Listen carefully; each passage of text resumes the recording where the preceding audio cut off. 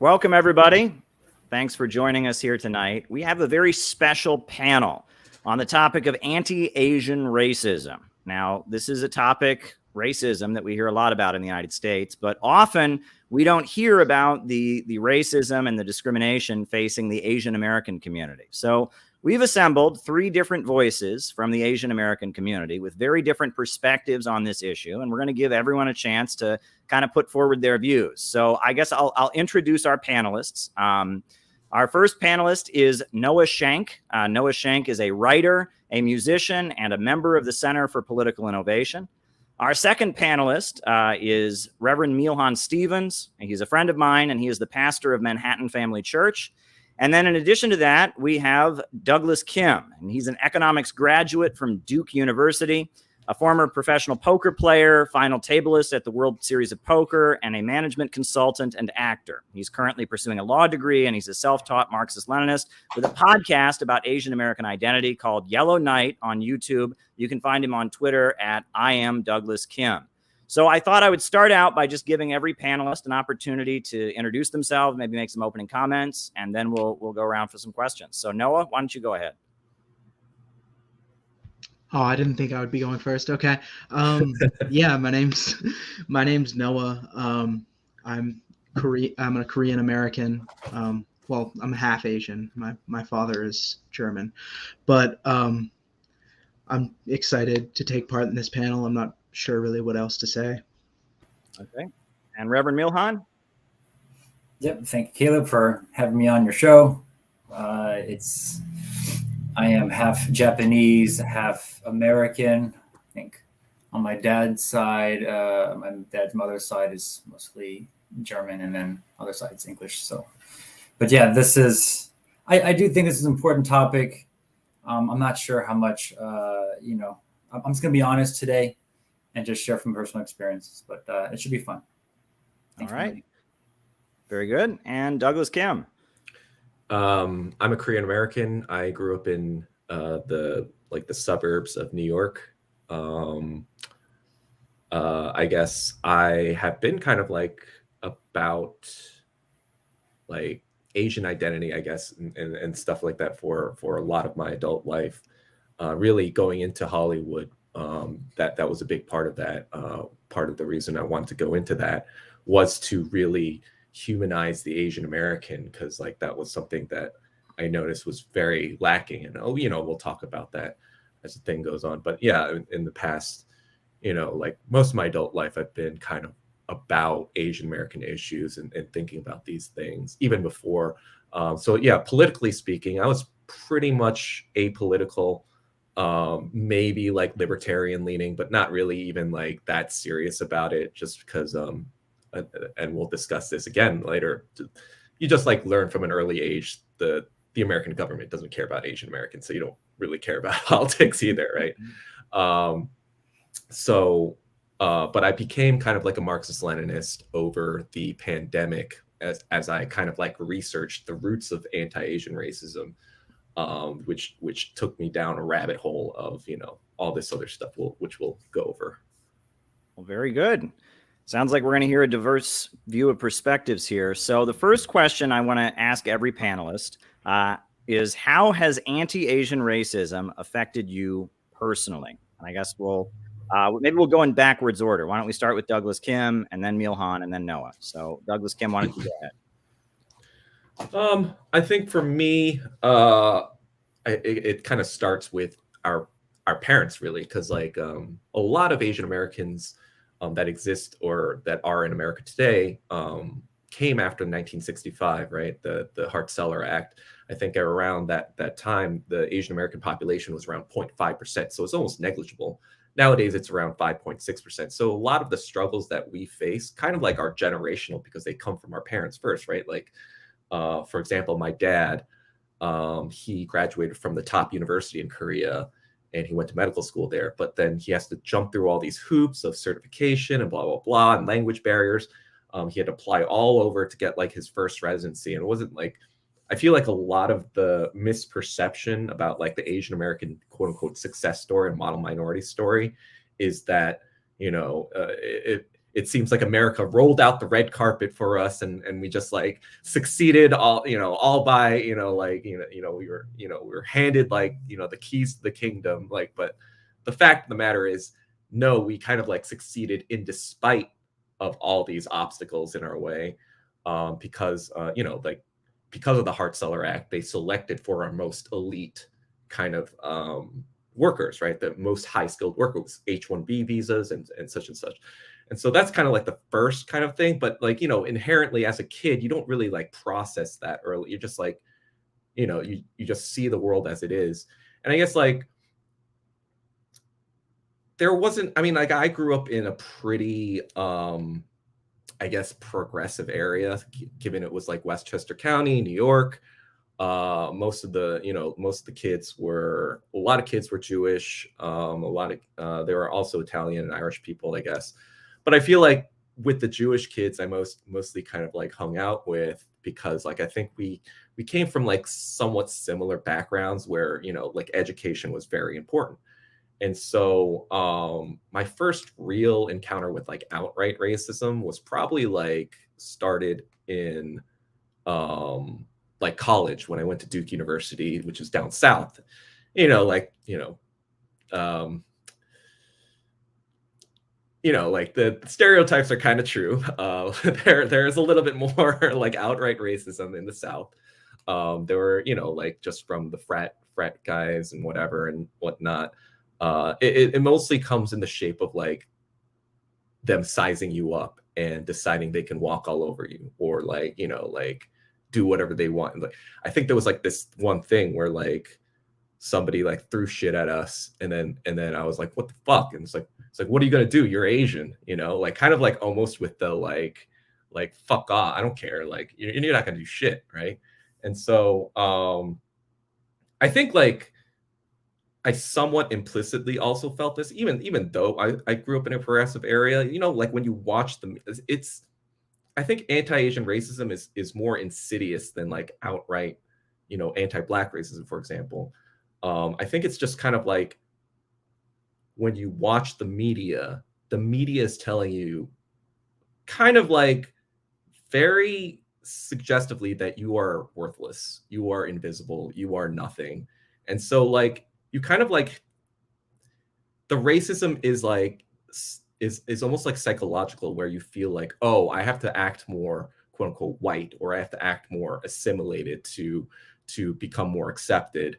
And oh, I don't want to be like those other like, like fobby Asians who can't even speak English, right? Like I'm not that, right? Like so like it's almost like it's designed to make you hate like being Asian, for example. For example, like I remember when I was in like high school or middle school or whatever, and we would just talk shit about China all the time, right? We would repeat the same shit that people say today about China, right? Like that they're poor and backward and like oppressive and whatever, just because like we're like, yeah, like, oh, we're not like those Chinese people or whatever. But like you don't understand that like America as a whole, they see us all as fucking, sorry, I don't know if I shouldn't curse or not. They see us all as Chinese or like, chinks, right? And so that's something like you kind of like it's the anti-Asian racism is more like kind of like it's designed to make you hate yourself, I feel like, in order to fit into American society. And I think it does really have like very strong like psychological effects on the diaspora as we grow up. And like I guess more, I guess practically speaking, I kind of try to change that, right? I tried to go into Hollywood and try to change, and it's hard to ascertain, like whether or not your success or non-success in Hollywood is due to your race or not. But like just looking at the numbers of like, Asian Americans in Hollywood, and especially Asian American men, and you're just kind of like, yeah, like there's definitely like racism going on in like, not giving Asian people opportunities, or not like really telling their stories from their perspective, or even like just like, even though we have more stuff today, like whatever, it is really just a lot of corporate kind of like controlled like representation. So it's just kind of like, oh, this is how we want you Asians to act, right? This is how we want you Asians to be. So it's for me, I've become a lot more jaded about Hollywood in general after becoming a communist, and I can kind of like almost like see the matrix, right? Like see the roots of this anti-Asian racism now. So that was practically speaking how I would say. And I guess like, yeah, in California for the first time, I think like somebody said like a actual slur to me in public. You know, I think that was kind of crazy because like you would think that California, you know, being like, I don't know, I think it's like 15% Asian, right? Which is pretty high. But like, yeah, I was like, I think like the first year I was there, and it's funny because it really hasn't happened since, but I went to like the Glendale Galleria or something in LA, and some white guy just like was like Jink or whatever, and I was kind of like almost surprised because that even never happened at Duke, which is in the South, right? But yeah, those are kind of like the ways in which it's like it's more like they don't like try to like antagonize you directly unless you're in their way, and when you are in their way, they try to shove you aside and like pretend like you can't do anything about it. So that's how I would describe it, my experience with it. All right, Milhan. Yeah, gosh, that sounds awful. You know, when I think back to my childhood, and if I had like the adult eyes that I have today to kind of see how my experience was in a more objective view, I probably would see a lot of the, you know, I would like to think ignorance first, which can become racist or hatred towards another group of people, which you just simply don't understand or don't associate with. But for me, my experience was, I think it was like in elementary schools in a primarily white neighborhood. And these kids would come up to be like, "Oh, are you Chinese?" You know, and they go like that to me. And I'm like, "No, I'm not." You know, and I didn't understand what was happening. You know, it was just you know, ignorant kids. And then later, I remember filling out these forms, and it would ask you for your race. You know, are you white, Asian? I'm like, well, I'm half. Back then, they didn't have the option to have more than one. Nowadays they do, but back then they didn't. So I was like, I guess I'm Asian because I feel Asian around all these white people, you know.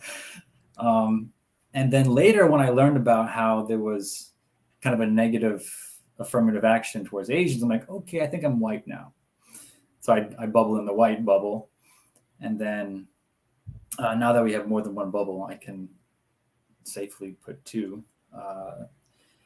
And I think what it did for me, I think I had an inflated view of Asians in a way. I think it kind of positively affected me because I was Asian. People assumed that I was smart or I was nerdy or something. And so I think that it kind of nudged me in that direction. And I think people would look at me and like, oh, he's Asian, so he needs to be in the, you know, in the honors or gifted and talented classes.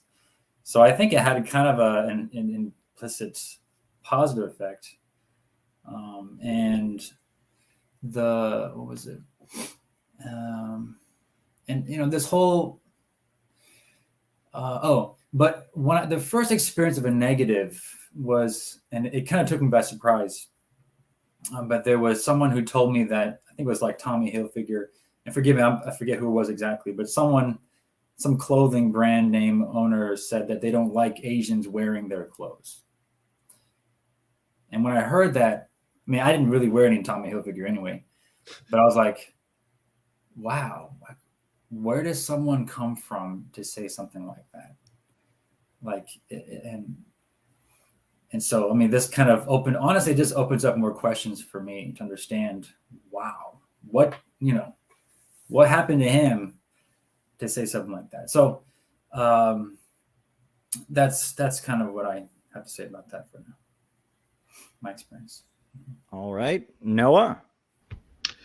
Yeah, so I guess my experience is a little bit different. I'm a little younger than you guys. You know, I'm 20. And I was going to school right as the U.S. started ramping up tensions with the DPRK. And so when I was in 4th or 5th grade, I remember always seeing on TV, you know, the scary guys marching in line, the like homogenous. The one thing that they ever show about Korea is the guys marching and Kim Jong-un's scary face on the TV. And I remember, you know, kids would come up to me, ask me if I ate dog at home, and you know, teachers would assume I was smart and stuff like that. But my family didn't really value education in that same sense that a lot of Asian families do, because my mother was adopted by white people when she was very young, and very much assimilated into that culture and all but looks, really. And so I really grew up kind of hating who I was, sort of always seeing this image of myself as, you know, wanting to be white, but I'm never going to be that. And you know, it's the little things. A lot of times people aren't open, like they won't call you slurs in public most of the time, but you know, it's the, you know, coming up to you with the making their eyes slant. Or I remember as I was coming out of high school, that's when the COVID pandemic happened, and I was working at a grocery store at the time, and I had to show up to work, and I was wearing my mask, and so all you could see was my eyes. And I remember all the customers would avoid coming to my line because they were afraid that I was going to get them sick. That's about all I have to say. It's funny you mentioned you're 20. So I'm like almost double your age. I'm 39. And back then, people didn't even know what Korean was. They'd be like, "Are you Chinese or Japanese?" And be like, "Neither. I'm Korean." You know, then they would be like, "What is that?" You know. Wow. But yeah, that's a different kind of struggle, I suppose. So our next question that we have is do you feel like anti-Asian racism is ignored by the U.S. media? So why don't we go to Milhan first, then Doug, and then Noah? I don't know how intentional it is, or just maybe not newsworthy. I don't know. I mean, I couldn't really say one way or another personally. I don't have much opinion about it, but yeah. All right. So then, Doug? Yeah, so I guess like it depends on which side of the media. I would say in general, Republican media actually amplifies anti-Asian racism, but it is for their own purposes. For example, they amplify stuff like the Harvard affirmative action case, and now they are amplifying, anti-Asian violence from black assailants, and so they have an agenda, obviously, in doing those things, but they are talking about it, or they are pointing out the Democrats' hypocrisy and not talking about it. And I do think, the left media or liberal media is definitely ignoring it. I would say it's out of malfeasance rather than ignorance, for a myriad of reasons. But yes, it is definitely ignored on purpose for a certain agenda. And so that's, yeah. All right, Noah? Yeah, I would say it definitely depends on whether or not they can benefit from it.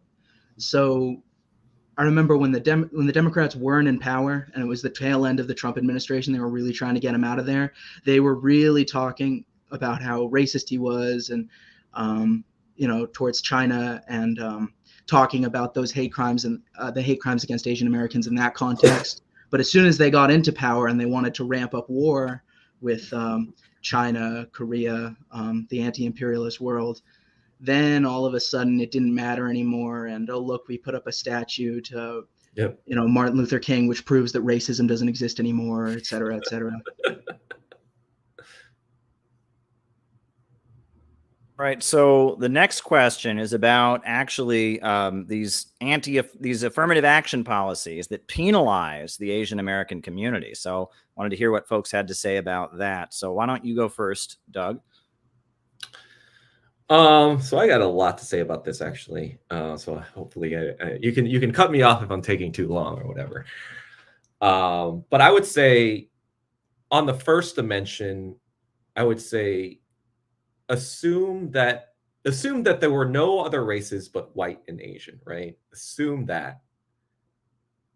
And assume that the numbers were adding up like they are today, you know, like showing the disparity of Asians in affirmative action. I think everyone who is rational would say something is going on here. Something is going on where Asian people are being admitted at less rates due to their scores than white people. Like, why is that?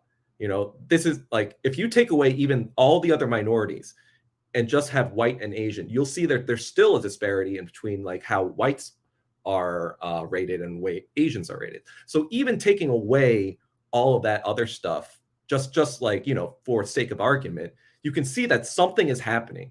But then like I just feel like there's a lot of this gaslighting that's going on where it's like, oh no, there's not discrimination. Look, they you know, like, look, Asian Americans are 5.6% and they're overrepresented. They're 20% of these colleges, they're 25%.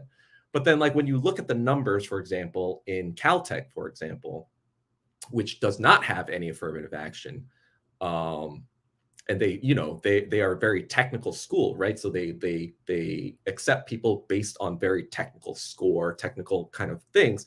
You'll see that Asians like crush these like in admissions, right? So it's more that they say that they're overrepresented and that Asian Americans actually benefit from affirmative action because of this, but they're not telling you the whole truth in that, like, as I mentioned before, in 1965, when the Hart-Celler Act was passed, they didn't actually just like allow any Asian off the street in China or Korea or Japan to like come over here, right?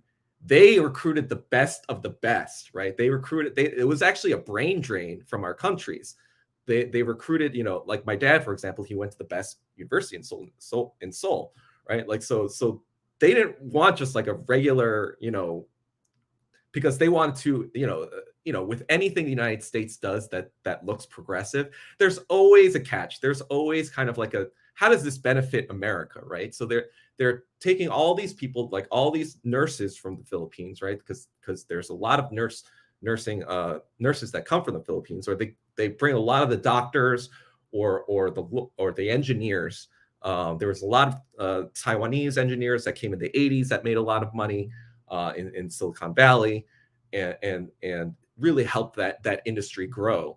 And so, you know, they speak about giving us opportunities, but really it's also beneficial to them. Like these tech companies, they're benefiting a lot from, you know, like Indian immigrants and Chinese immigrants who are just so much better technically skilled at the jobs that they do, because the schools in India and China don't have these things that you know, restrict people based on their race, right? Or restrict people based on like factors that are not related to the skills that are required.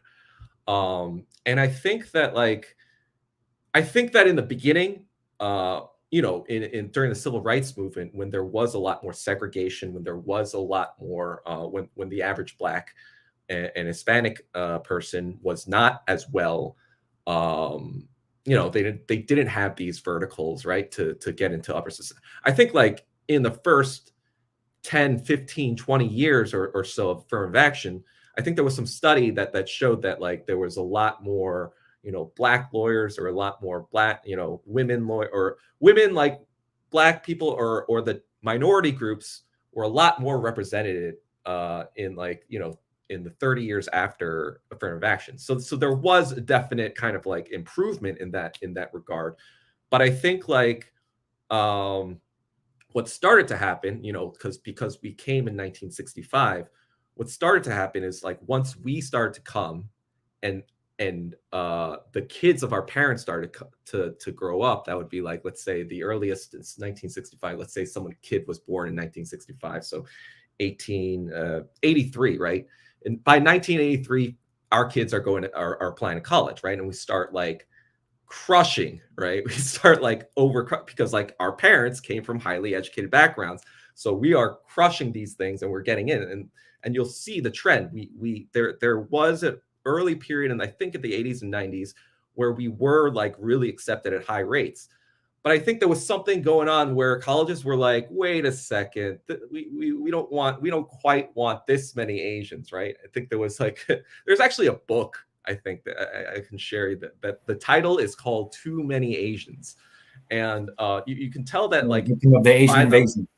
Exactly. By the late 80s, early or the 90s, I think there was like this, wait a second, why are there so many Asian Americans in our schools? And so I think like with these opaque kind of admissions policies that affirmative action employs, right? It's very opaque. It's very like, they rate you on, your SATs, and then they rate you on your extracurriculars, and then they rate you on whatever, and then there's a special sauce called personality that was revealed in the 2017 Harvard case. And it's just kind of like, wait, so you're saying that there's a personality score, and you're saying that Asian Americans far and large were dinged for personality? That seems kind of racist, right? It seems kind of like, what you're saying, that we as a group do not have personalities because we had to study so hard in order to get into your in order to exceed the level of standards that you put for us. That's the thing too, right? That's the circular reasoning too. It's like, oh, we're gonna make it really hard for you guys, so you have to study even harder. So then while we study even harder, now where it's like, oh, well, you guys are robots now because you studied so hard. You don't have any personality. You didn't go out and, like experience life or something, or because you were busy studying all the time. We don't want those kinds of people in our schools. So it's just very like, I feel like and I feel like at the end of the day, the white liberal is in control of all of this, right? And the white liberal, they want their kids to continue to go to these high educational places, right? So what they do is they keep legacy admissions. Legacy admissions, as we know, is like if your kid got into whatever, if you went to a college, your kid would have somewhat of like a boost depending on how much money you donated to that college. And a lot of people don't realize this, but that legacy admissions was introduced in the early 1900s when the same thing was happening to Jewish kids.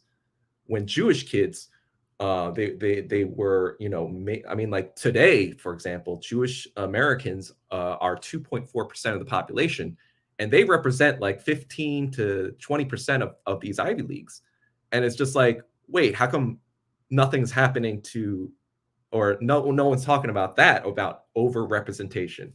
Because back when in the 20s or 30s, basically they were like, the white people there were like, we don't want too many students of a certain character, so let's put legacy admissions in. So like, people of the that are Harvard character can continue going to Harvard.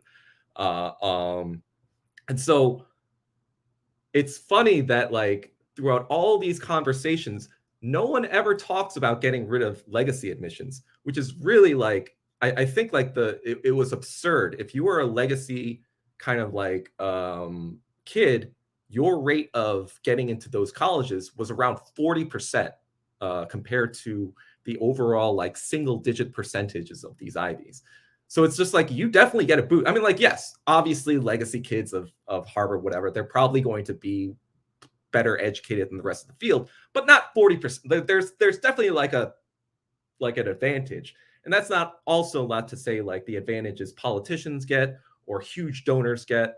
Like with that scandal, like back 5 years ago, they tried to backdoor it, but that was because they didn't want to spend that much money. But I heard from a friend of mine that this Yale admissions officer said that, yeah, there's actually a bat line when the dean wants somebody in. Like if he said there was two things. If you are like a son of a senator, or if you're a son or daughter of someone who has donated 9 figures, you're you're automatically in. So it's like there's definitely like nonsense going on. And when you realize that like there's just like all these these contradictions too, right? Like they say, oh, it's to help African Americans, blah, blah, blah. But when you look at the Black population at these colleges, less than half are African American. Most of them are from they're African immigrants, from wealthier African countries.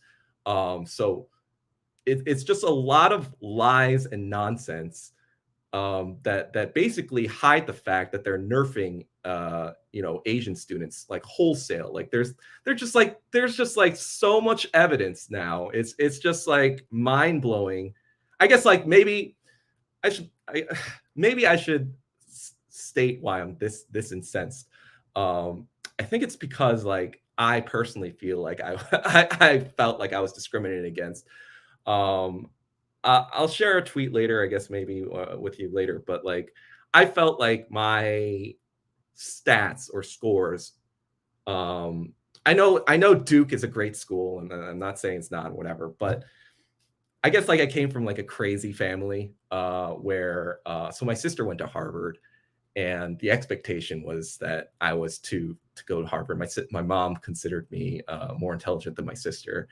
And so to her, it seemed like, oh, you didn't get to Harvard because you didn't work hard enough, because you're technically smarter than your sister. And that means you're lazy and stupid or whatever. And like, I remember she didn't talk to me for an entire week. Like we're on bed. We moved past it now, but like, that was like a significant kind of thing for me. Like, I know it sounds crazy, like not getting to Harvard and only getting into Duke. Like, how could you be like that? Whatever. But that is like that I think to me illustrates kind of like the crazy amount of pressure Asian Americans have to go through in order to get into colleges, because they are being restricted so much by these racist policies. And so I don't know, it just feels like a lot of gaslighting is happening, a lot of whatever. And of course, the Asian Americans who went to these colleges, they're going to be on board supporting affirmative action because of selection bias. They were like, oh, well, I got in, so that means the system is fair. It's just like a lot of like selection. So they're only going to amplify the voices of the Asian Americans who are already in the system, right? They're not going to amplify the Asian Americans who are like, wait a second, I got perfect score on the. I've heard so many stories when I was in high school of someone getting perfect score on the SATs, like just blasting all these requirements.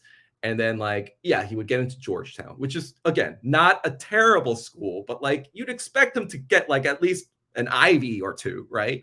So it's just kind of like, I feel like Asian Americans have known that this racism existed for a while. And it's only now that like so many contradictions are piling up that people are finally like admitting that there's something effed up that's going on here.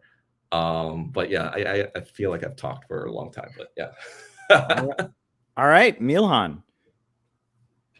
Yeah, thank you, Douglas, for laying the ground for everything. It is a very complex issue. It's wrong. I think it's completely wrong. It's bogus. It's not scientific or anything. It's not even for diversity's sake. It really is just made up stuff. Like you said, there's every other reason than academic performance to enter schools. Now, again, I think about what happened from here. What can be done about it? And I think it's these schools' loss. I think we should call them out. Like these schools aren't that great anymore. And I think I'm on your side, Douglas. We shouldn't create this pressure to enter these schools, because nowadays, I mean, what does a college education really prove anyway? Really, nowadays, I think people are going to judge you more on what you produce, what value you're producing these days. I think the poor selection process is a reflection of how poor the universities really produce educated individuals to contribute to society. So I think I always try to take a step back and look at the bigger picture, and we've pretty much have forgotten what America is all about. I think we've just passed the 400-year experiment mark. And now we're faced to decide, well, what is an American? And everyone has a different idea about that. I have my own idea about that. I think that we're founded on principles of freedom of speech and religion, and that's it, and that's what unites us. Everything else is, we're not white, we're not, I can't even say we're English speaking necessarily, but we have to deal with our differences, and I think that's a beautiful thing too. Do I like diversity? Yeah, I like diversity. I live in Jersey now, and my kids, they go to a school where they don't feel like they're the only Asians in the class. I like that. Now, I think we got to that organically. I like it that it was organic. There was no like forced diversity, but a natural diversity. I think that's what I like. When I moved to, what was it? When my wife, she immigrated from Japan, and she went to a Starbucks, and she was trying to make an order in her English, which wasn't great, and they had a hard time making that order. So they were both frustrated. Okay, you have the situation where she's mad because she's feeling disrespected. Like, I just want to order a latte, and you're giving me a hard time. And then this lady can't understand her English, so she's feeling like inconvenienced and having a hard time. So they're both kind of like, they're both justified in their frustration, but it's a bigger issue. I wouldn't necessarily say it's racism. I'd say it's this. I truly believe that ignorance is the issue across the board everywhere. And again, that's from my point of view. I didn't have such difficult experiences with this myself, but it's kind of how you look at it. And shame, I feel bad. I'm glad. Was it Caltech? They got it right. I think every other school who's not doing like Caltech is, they're gonna be dinosaurs. I mean, and when you look at California too, California itself has banned affirmative action for its public schools. So the numbers in UCLA and Berkeley, they actually more closely represent. Like, there's 5% Black population in California, and there's 5% Black population in UCLA, right? So it's just kind of like, that seems parity, right? That seems like there's parity. But yeah, obviously there are 15% and there's like 33% of Asian. Like, yes, I guess we're still over represented, but it's like, Well, it's not a very good long-term strategy. Yeah. Look, the fact is, a lot of our world are filled with Asians, however you want to slice it or label us. But the fact is, a lot of people coming from the East, although if you turn the globe a little bit, the map changes and you can decide what's East and West anymore. In fact, I wish people would look at Russia differently too. If you turn the map this way, all of a sudden, Russia's our neighbor. They're not way over there in the West. So I think it does matter. Maybe this is a later question, but it does matter your perception, your bias, your self-awareness. In fact, this is what my wife and I were talking about this. It's not so much about racism as much as it is, are you self-aware that you are of a different culture and background? Or do you go around assuming that everyone needs to assimilate to how you are? That's what bothers me, is when someone thinks that, oh, I'm the culture that you need to assimilate with. It's like, who decided that? So that's my thing. Okay. Noah? Yeah. Whenever I sort of think about this topic, I sort of think of there's this part of when Paul Robeson spoke at the House on Un-American Activities Committee, and the senator is questioning him, says, "You went to Rutgers University. You played football in college. How can you say that they're discriminating against Black students?" It's like, yeah, well, his success does not mean that everybody else is given the same opportunity as him.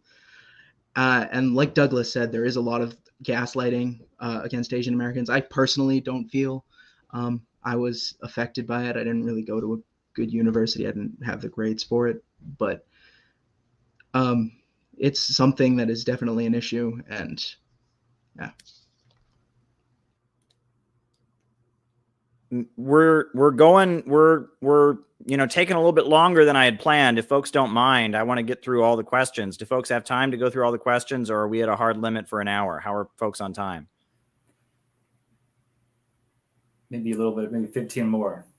Okay. Yeah. Very good. Well, if that's the case, if that's the case, we can skip ahead.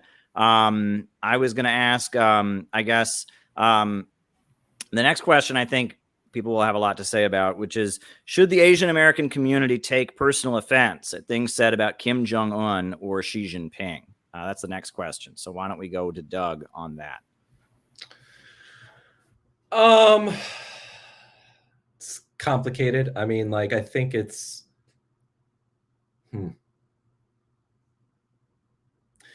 I mean, yeah. I mean, if it depends on what's being said, right? If it's like something that's clearly racist, or like a caricature or whatever, that's not like actually criticizing an actual policy that they made, or like a decision that they made, or just like, yeah, then of course we should be offended. But if it's just kind of like, yeah, we're talking about like politics and like, oh, Xi Jinping and blah, blah. I mean, like, in the grand scheme of things, since it's America, it's probably going to be tinged with some sort of propaganda and racism. So for the most part, probably. But I could see situations where it could be like a legitimate, be like, oh, Kim Jong-un did this, whatever, blah, blah, blah, or Xi Jinping did this. Or it's just kind of like more of like a debate topic of like, oh, let's debate this thing, rather than like a total, oh, this guy is an evil dictator because he's Chinese and CCP is evil, blah, blah, blah, whatever. So yeah, I would say, I guess my final answer would be, for the most part, yes, but there can be scenarios where not necessarily. All right, Milhan. Yeah, I'm tired of the demonization of people in general. It's just so stupid. It's ignorant. They don't understand there's a reason. I've learned as a pastor and as a parent and as a friend or whatever, a brother, there are many sides to every story, and just about everyone is perfectly reasonable. If you understand the people's motivation, understand their reasoning, and one thing I do appreciate about Hollywood is that they're going into the backstories of even the villains, and you realize, oh, there's actually an origin story. Everyone was a child once with a mother, on all sides, and we never really grew up. We're all just making up complicated things we're all just in elementary school maturity still. So yeah, Kim Jong-un. In fact, I hope to meet him someday. And understand a little bit more about. Huh? Same. Yeah, no, I want to meet him too. Yeah. He's my Hyung. He's my Hyung, It's just like yeah. How old are you? I'm 35. Oh, okay. So I'm the oldest in here.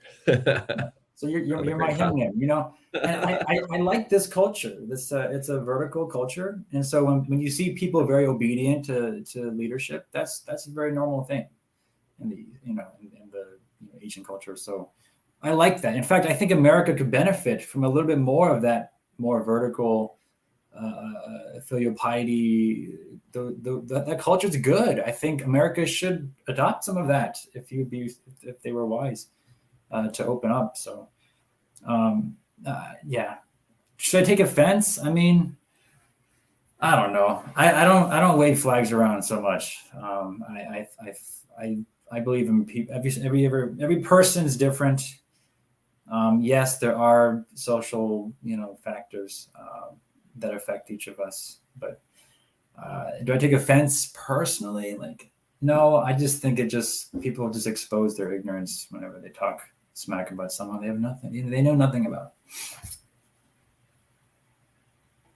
Noah? I personally do think that most of the time it should be taken as offense. Not everyday people, but there are the leadership of this country. Definitely, they have the opportunity to educate themselves on this, and they want to send Americans to go fight and die because of based on these stereotypes that they're using against people like Xi Jinping. Even like when they call Kim Jong-un a dictator, like it's pretty clear that they're like calling back to the old like Orientalist stereotype of like the what was it, the Fu Manchu. the Asiatic despot, was I think the wording Edward Said used. It's really clear that our ruling class really does not care about how this affects people, and they're willing to play up pretty much anything to get war. I think that was actually an important. Oh, please go ahead. Go ahead.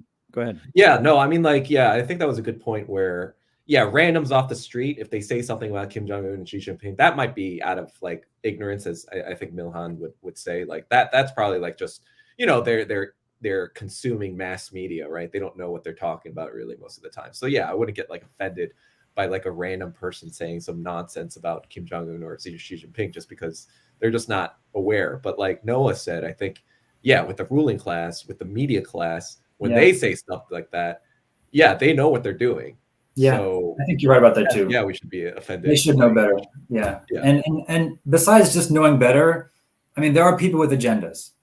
Yeah. And that's, yeah, I totally think. I mean, like, for example, not just Asians should get upset about that.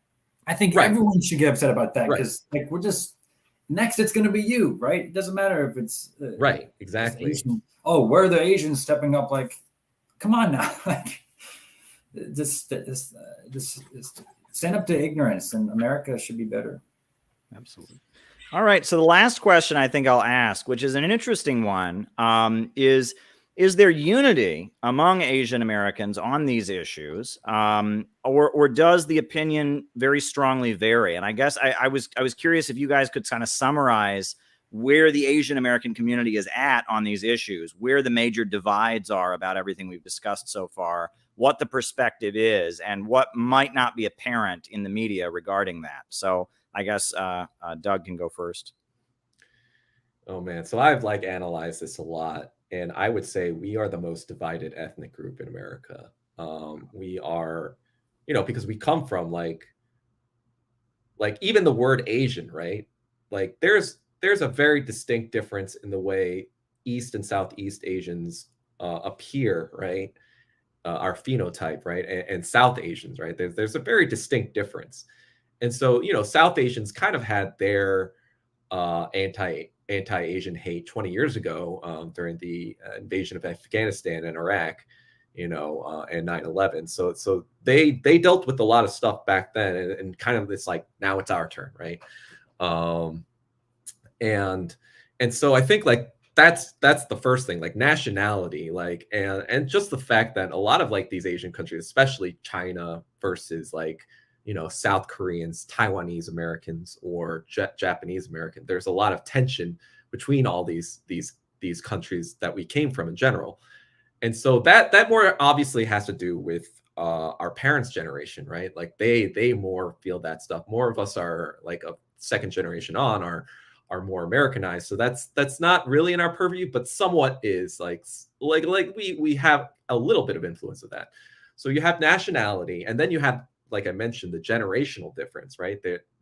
Our you know, like our parents were working so much and they were consumed with all this thing. They didn't really have time to teach us about, you know, their country's history or whatever. Like I really learned everything I know about Korea really in the past few years. I just like went into a deep dive about the Korean War and modern Korean history, and I'm still like trying to like learn as much as possible.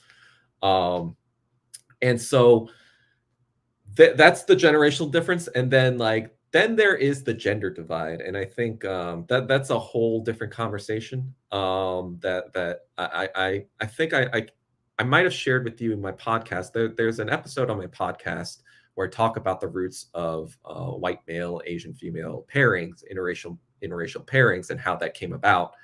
So you can check that out if you want to learn more about that. But essentially, it is a huge one. I think we are probably the most divided by gender in America, out of any group in America, for specific political reasons. And finally, I think like just income disparity. We have the highest disparity of income, despite all the figures that say we are the richest, whatever minority. We do better even than whites, right? That's what the income numbers say. But they don't talk about wealth, right? They only talk about income. So it's just kind of like that. They like to cherry pick certain stats to tell a certain story. But like the fact of the matter is, there are a lot of poor Asians, especially in Chinatowns around the country, because Chinatowns around the country were established before 1965. They were established when there were a lot more working class Asians, especially in California and New York. And so sometimes I hear stories about these Asians kind of getting even neglected by welfare stuff, because like welfare people, I guess they're racist in that they're like, oh, you're Asian, you must be doing fine, right? So they actually like are negatively affected, where like, and I think like, for example, Korean Americans, right? I think everyone has this idea now that K-pop is popular and K-dramas are all over the place, that Korean Americans must all be doing well, whatever. But even among Asian Americans, we're like kind of like middle of the pack. We're like we're probably like on the national average, if not maybe even worse. And so there is a lot of like misconception of like by income and how we're stratified, and how like everyone thinks like, oh, we're all this like middle to upper middle class people, but that's not true, because like there are a lot of working class Asian Americans. You just don't hear about it because there's no one to advocate for them.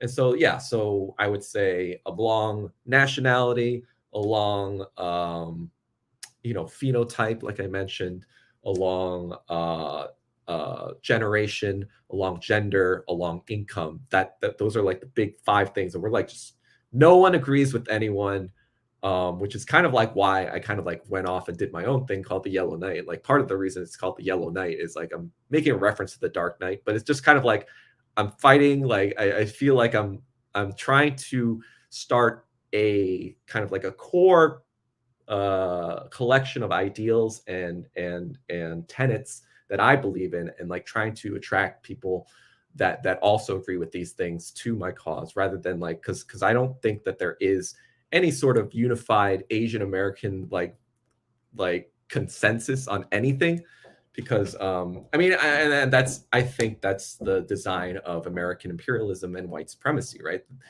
The goal of it is like, yeah, we're going to bring all these immigrants over. We're not going to let them like actually, unify and solidify their power, because that would be bad for us. We need to keep them divided. So I almost think it's by design that we are divided so much by these kind of like different barriers. All right. And it is a great podcast. Go and check out the Yellow Knight. It's great stuff. Go ahead, Milhan. Yeah, I think I will. I think I'll learn a lot more. I'm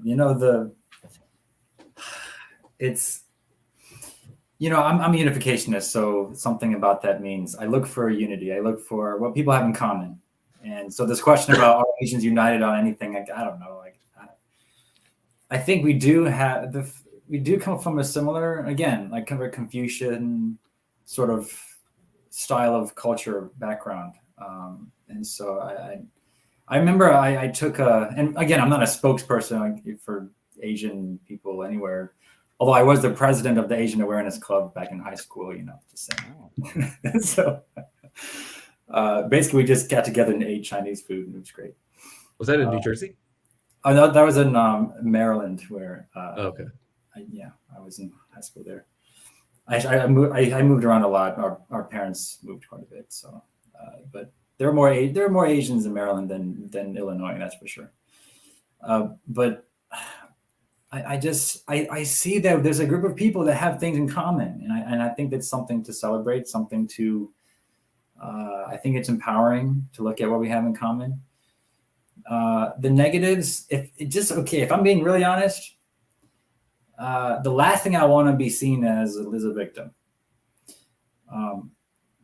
I think that there's a positive bias towards Asians. I think I don't know. It's a double-edged sword, right? If you're not actually studious, you're not actually.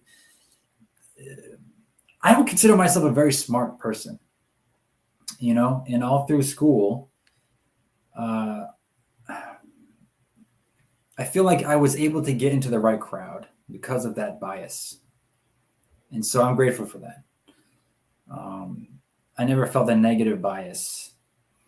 Now the school is doing this. Again, they have a very important question to ask. Do they want America to turn into the world or not? The fact is, like you said, Douglas, we are, I forget the word you used. We're like taking the best people from all the countries around the world. Brain drain. Brain drain. Like when I hear that, I just like, oh, that's so terrible. We're brain draining the world.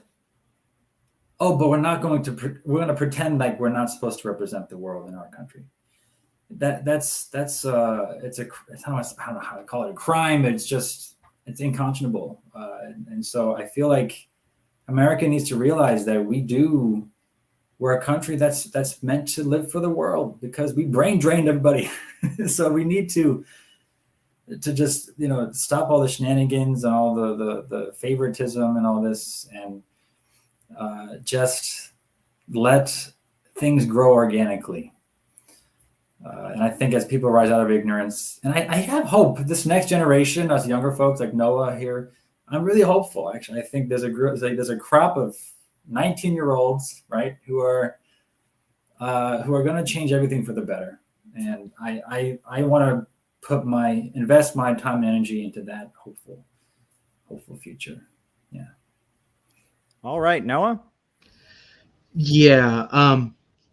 I don't really think there's a lot of unity in the Asian American community at all. Even with people my age in particular, it's like, I'm just speaking broadly culturally. Like there's three camps, right? You have the people who are somewhat into their culture, but they view it as a burden, that they have to go to school and be studious, and it's like a joke that their parents are like backwards and stuff like that. And then there are the people who try their best to be white, and the people who do this sort of fusion between like hip hop subcultures and Asian culture in this sort of they're the cool minority, so maybe I'll finally be accepted. You probably won't. I'm sorry, but the Asian American community, it's one of the only ethnic communities that doesn't constitute like a nation, like the Black community has its distinct history, the Hispanic community has its distinct history. We weren't allowed to have our history, and so we don't really agree on a whole lot. Okay, well, this has been very enlightening. I do want to give everyone a chance to make some final remarks before we conclude.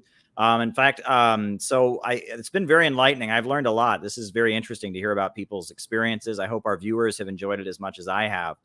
So why don't we go in the reverse of the order we were doing? We'll have Noah give you a chance to give your closing remarks, and then we'll go to Milhan Stevens and then Douglas Kim, and then I think that'll conclude our panel for tonight. So go ahead, Noah. Sure. I'd just like to say that I really grew up hating who I was, hating my identity, hating that I was Asian, and it wasn't really until I really started educating myself on politics and I became a communist that I became proud of who I was.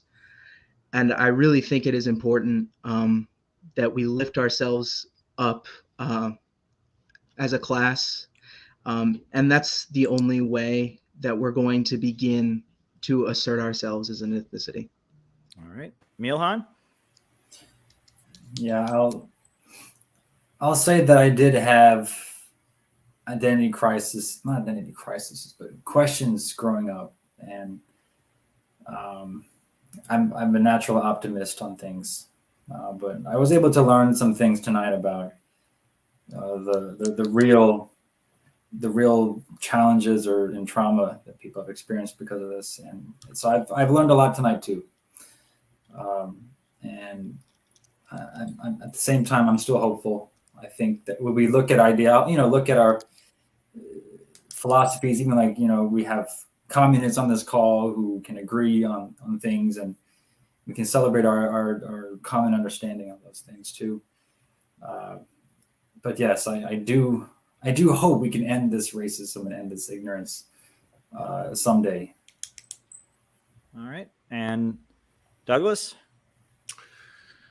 I guess like I don't know. I guess like I would also say, I think we didn't really go over this, but I would say that the anti-Asian racism has taken on a different character in the past few years. I think it's always been there, the violent aspect of it, but I think like COVID obviously amplified it to another degree of just rampant just violence against random Asian Americans, especially the elderly.